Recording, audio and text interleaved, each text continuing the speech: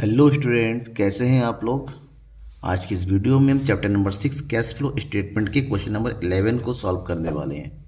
NCERT book का question है, तो सॉल्व करने से पहले आप में क्या पढ़ना है, क्वेश्चन पढ़ना है और आपको क्या करना है, ध्यान देना है क्वेश्चन की तरफ और एक आइटम को, ठीक है ना। और आपको पढ़ते हुए मैं बताता चलूँगा कौन सा आइटम कहाँ पर है, क्योंकि सबसे पहले जानना जरूरी है कि ऑपरेटिंग में क्या क्या आएगा, इन्वेस्टिंग में क्या क्या आएगा और फाइनेंसिंग में क्या क्या आएगा। और उससे पहले जानना जरूरी है कि फॉर्मेट क्या होता है। विद फॉर्मेट एक्सप्लेन करूंगा, बस बने रहिएगा। क्वेश्चन है, following is the financial statement of Garima limited, prepare cash flow statement. Garima limited का इनफॉर्म बैलेंस शीट दिया हुआ है, जहां पर हमारे पास क्या गिवन है, शेयर होल्डर फंड गिवन है, शेयर कैपिटल ये प्रीवियस ईयर है या करंट ईयर है। आप देखिए प्रीवियस ईयर 2,80,000, करंट ईयर में 40 हो गया, इनकी इंक्रीज हुआ है। शेयर कैपिटल इंक्रीज होने का मतलब क्या है, issue of share, financing activity में जाना है।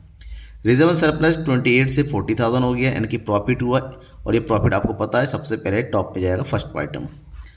करंट लायबिलिटीज में गिवन है, ट्रेड पेएबल 56 से इंक्रीज होगा। Increase in current liabilities operating activity में क्या हो जाता है, प्लस हो जाता है। शॉर्ट टर्म प्रोविजन वो भी किसका है, टैक्स का दे रखा है, 4,000 है, 12,000 है। और इसकी जरूरत कहाँ पड़ेगी, प्रॉफिट कैलकुलेट करने में। और आपको पता है ऑपरेटिंग के बाद हम क्या करते हैं, लेस कहते हैं, ठीक है। टैक्स पेड कितना है, प्रीवियस ईयर का टैक्स लेस हो जाएगा और प्रॉफिट कैलकुलेट करती है 12,000 हम ऐड कर देंगे, ठीक है। आगे देखेंगे एसेट्स में फिक्स एसेट गिवन है, 2 लाख था, 3,64,000 हो गया, यानी कि परचेज किया हो गया। कितना अमाउंट परचेज करेंगे, एडिशनल इन्फॉर्मेशन देख के पता चलेगा। फिलहाल इन्वेस्टिंग एक्टिविटी में जाना है। आगे करंट एसेट्स दे रखा है, इन्वेंट्री 60 से 160 हो गया, इंक्रीज हुआ है। क्या करते हैं, अगर करंट एसेट्स इंक्रीज होता है तो लेस कर देते हैं। ट्रेड रिसीवेबल 20 से 80 हो गया, 40,000, ये भी इंक्रीज हुआ है। कैश एंड कैश इक्विवेलेंट कितना, 80 था, 20, यानी कि कैश कम हुआ है, डिक्रीज हुआ है। टोटल कैलकुलेशन जितना भी आएगा उसमें हम 80,000 अगर प्लस करते हैं तो हमारा आंसर कितना आना चाहिए, लास्ट में 28,000। कैसे पता चलेगा, ये तो पूरा क्वेश्चन सॉल्व करेंगे तभी पता चलेगा। अदर करंट एसेट्स गिवन है, 8,000 है, 16,000, इसका भी इंक्रीज हुआ है। अगर करंट एसेट्स इंक्रीज होता है तो ऑपरेटिंग एक्टिविटी में कैलकुलेट करते वक्त उसको क्या करते हैं, लेस कर देते हैं। आप देखते हैं कुछ और भी इन्फॉर्मेशन गिवन है इस क्वेश्चन में। और क्या रखा है, notes to account. Equity share capital 2 lakh था, 3 लाख हो गया। प्रेफरेंस शेयर 80 था, 140 हो गया, दोनों इंक्रीज हो रहा है। फाइनेंशियल एक्टिविटी में जाएगा, ठीक है ना। इनफ्लो ऑफ कैश है, क्योंकि अगर शेयर इशू करते हैं बदले में पैसा आता है। अब रिजर्व सरप्लस का दे रखा है, जहाँ पर surplus in the statement of profit loss 28,000 है। बिगिनिंग का प्रॉफिट ऑफ द ईयर 16,000 है, डिविडेंड है 4,000 and end of the year 40,000। इसमें हमें से नेट प्रॉफिट कैलकुलेट करना है, ठीक है। देन कैसे कैलकुलेट करेंगे मैं भी कैलकुलेट करके आपको फिलहाल बताऊंगा। कुछ और इन्फॉर्मेशन देख लेते हैं इस क्वेश्चन में। इंटरेस्ट पेड ऑन डिवेंचर पर इंटरेस्ट पे किया गया, आपको पता है इंटरेस्ट पेड ऑन डिवेंचर ये फाइनेंसिंग एक्टिविटी होता है। बट ध्यान में रखिएगा, नॉन कैश एक्टिविटी जो होता है हमारा टॉप में सबसे पहले जब करते हैं वापस को ऐड कर दिया जाता है। डिविडेंड पेड 4,000, ये भी हमारा फाइनेंसिंग एक्टिविटी है, ठीक है ना, फाइनेंसिंग एक्टिविटी है। और ये डिविडेंड जो है हमारा कहाँ, ये जो प्लस होता है कि 4,000, ये सेम वही डिविडेंड है, प्रॉफिट कैलकुलेट करते वक्त इंक्लूड होता है। डेप्रिसिएशन गिवन है, नॉन कैश में ऐड हो जाएगा, ठीक है। और दूसरी जो हम फिक्स एसेट्स कितना परचेस किया गया है उसके लिए प्रॉपर अकाउंट बना के पता चल जाएगा, ठीक है। क्वेश्चन हमने पूरा देखिए और पॉइंट टू पॉइंट देखिए, इसको सॉल्व करते हैं। क्वेश्चन को जब भी सॉल्व करेंगे सबसे पहले हेडिंग डाल दीजिए, पहला cash flow from operating activity, और उसके सबसे पहला क्या आ जाएगा, हम लिखेंगे net profit before interest and tax and interest से पहले का प्रॉफिट। अब हमारे पास देखिए यहाँ दे रखा है कुछ information 28 and 40, that means profit increase हुआ है। एंड इस बेस पे साथ ही साथ हमारे पास टैक्स भी गिवन है, डिविडेंड भी गिवन है, तो हमें कैलकुलेशन करना पड़ेगा। कैलकुलेशन कैसे करेंगे, हम कैलकुलेशन करेंगे एक वर्किंग नोट में, क्योंकि क्लियरली दिखाना पड़ेगा। जहाँ पर हम सबसे पहले ये देखेंगे, ठीक है ना, profit as per balance sheet के अकॉर्डिंग प्रॉफिट कितना है वो देखिए, 28 से 40 हो गया, दैट मीन्स 12,000, ठीक है। 12,000 का प्रॉफिट आ रहा है, वो प्लस कर देंगे। सेकेंड क्या है, प्रोविजन फॉर टैक्सेशन। अगर टैक्स रिलेटेड कोई दूसरा ऑप्शन नहीं दिख रहा है तो जो प्रीवियस ईयर का पेड है उसको हम ऑपरेटिंग एक्टिविटी का कैश फ्लो निकालने के बाद माइनस करते हैं, और ये 12,000 है उसको नेट प्रॉफिट कैलकुलेट करते वक्त ऐड कर देते हैं कि यहाँ पर। तो हम क्या करेंगे, ऐड कर देंगे। टैक्स कितना है ये टैक्स, 12,000। साथ ही साथ हमारे पास डिविडेंड भी दे रखा है कि हमने क्या किया है, डिविडेंड पे किया है ड्यूरिंग द ईयर 4,000, तो इस 4,000 को भी यहाँ पर ऐड कर देंगे। तो ऐड कर देंगे हम क्या, डिविडेंड पेड 4,000, तो टोटल कितना हो गया, 24 और 4 28,000। ये हमारे पास क्या आ गया, प्रॉफिट बिफोर टैक्स। अब इस 28,000 की एंट्री हम यहाँ कर देते हैं, हो गया। अब इसके बाद हम क्या लिखते हैं,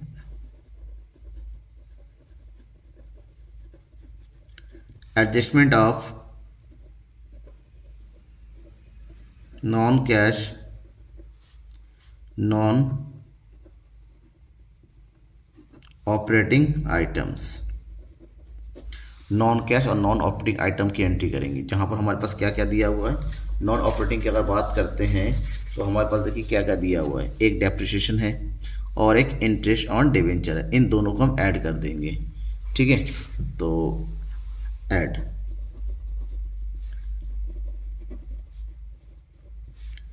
डेप्रिसिएशन, डेप्रिसिएशन का अमाउंट दे रखा है 32,000, और सेकेंड आइटम क्या दे रखा है, इंटरेस्ट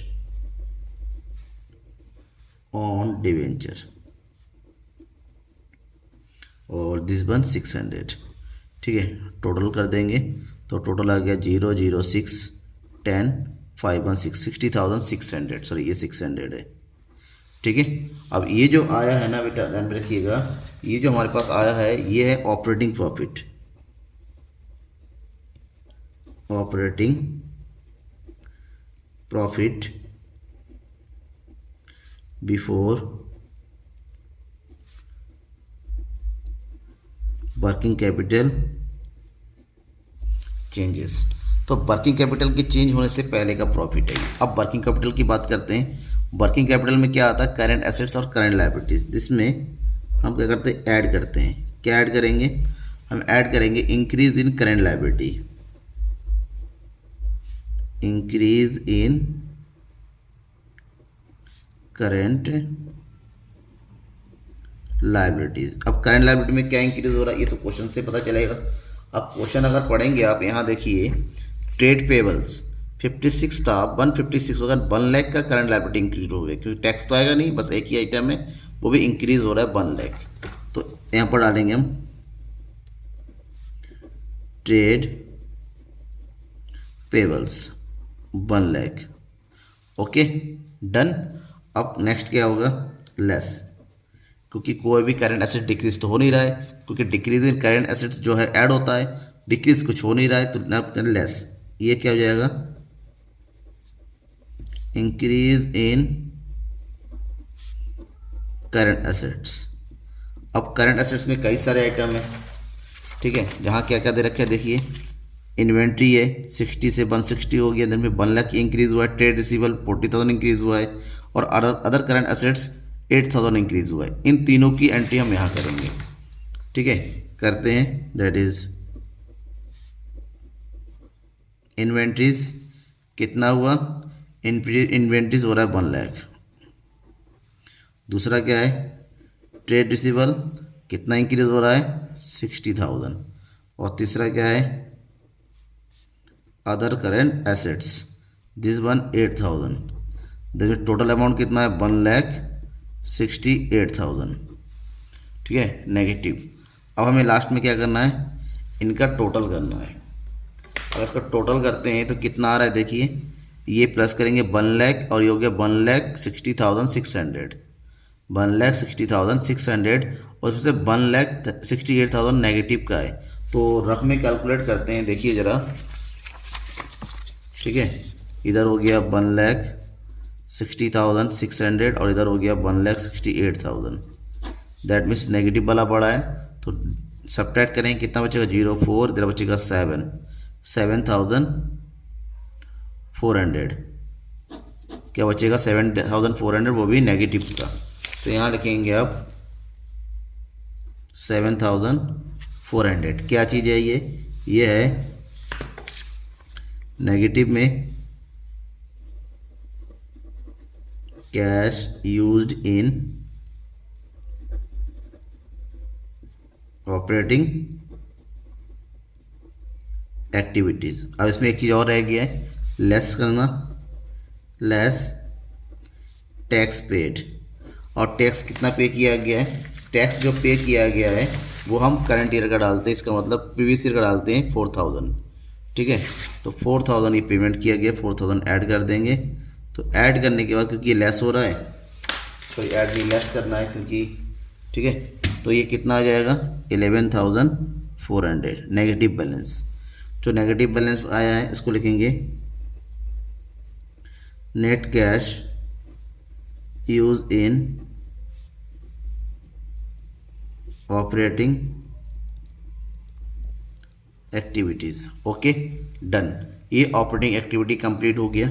इसके बाद सेकंड आते हैं हम किसमें, इन्वेस्टिंग एक्टिविटी में।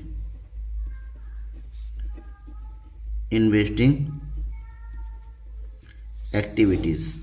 अब इन्वेस्टिंग एक्टिविटी में क्या चीज़ है, बस एक ही आइटम दे रखा है, वो भी क्या चीज़, इन्वेस्टिंग एक्टिविटी की अगर बात करें, देखिए टेंजिबल एसेट्स दे रखे, केवल ओनली टेंजिबल एसेट्स, एक सिंगल आइटम है, कोई इसके नोट्स टू अकाउंट भी नहीं दे रखा है। फिर भी हमें इसको कैलकुलेट करने के लिए हमें अकाउंट बनाना पड़ेगा, फिक्स एसेट्स अकाउंट। और फिक्स एसेट अकाउंट जब बनाएंगे तो सबसे पहला काम क्या होगा, ओपनिंग बैलेंस डालना, टू बैलेंस BD, और ओपनिंग बैलेंस का दे रखा है 2 लाख। ठीक है, और यहाँ डाल दीजिए closing balance by balance CD, and the closing balance is 3,64,000। साथ ही साथ डेप्रिसिएशन भी गिवन था। डेप्रिसिएशन कितना है, देखिए हमने एंट्री का रखा है यहाँ पर 32,000, तो 32,000 की एंट्री यहाँ कर देंगे। टोटल करेंगे तो कितना आएगा 0,00693, 3,96,000। तो और इधर भी होना चाहिए 3,96,000, बट ये 2 लाख है, तो कितना आ जाएगा 1,96,000। जो आया है इसका मतलब इतना मशीन हमने परचेज किया है, तो to bank account, that is balancing figure. 1,96,000 का हमने मशीन परचेज किया है, मतलब कैश का आउटफ्लो हुआ है, तो उसकी एंट्री आप यहाँ पर कर दीजिए इन्वेस्टिंग में। This one purchase of fixed assets, और कितना अमाउंट आ जाएगा 1,96,000, वो भी नेगेटिव।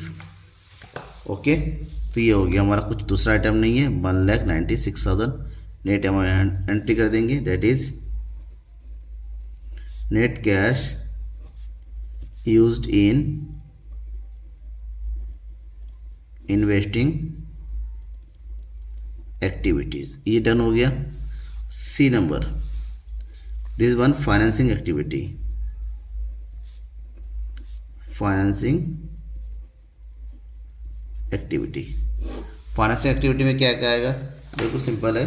फाइनेंसिंग एक्टिविटी की में हमारा आ जाएगा शेयर कैपिटल, और share capital related notes to account दे रखे, देखिए यहाँ पर इक्विटी शेयर जो है 2 लाख से 3 लाख हो गया, 1 लाख का इक्विटी शेयर, और प्रेफरेंस शेयर इशू हुआ है फॉर 60,000 का, तो उसकी एंट्री कर देंगे यहाँ पर। That means proceed from issue of equity shares, कितना 1 lakh. Okay, next proceeds from issue of preference shares, कितना जाएगा ये 60,000। इसके अलावा क्या दिया गया, डिविडेंड पे किया गया है। डिविडेंड्स पे वही डिविडेंड है जो हमने प्रॉफिट कैलकुलेट कर हमने प्लस कर दिया था, दिस वन 4,000, और साथ ही साथ हमने क्या पे किया है, interest on debenture, interest on debenture paid. ठीक है, तो ये कितना पेमेंट कर दिया गया 600 नेगेटिव। अब इसको कैलकुलेट करेंगे, 1,60,000 का कैश इनफ्लो हुआ है, आउटफ्लो हुआ है 4,600 का, नेट कैलकुलेट करेंगे तो यहाँ पर बचेगा 1,55,400। ओके, और ये जो आया ये है हमारे पास नेट कैश फ्लो फ्रॉम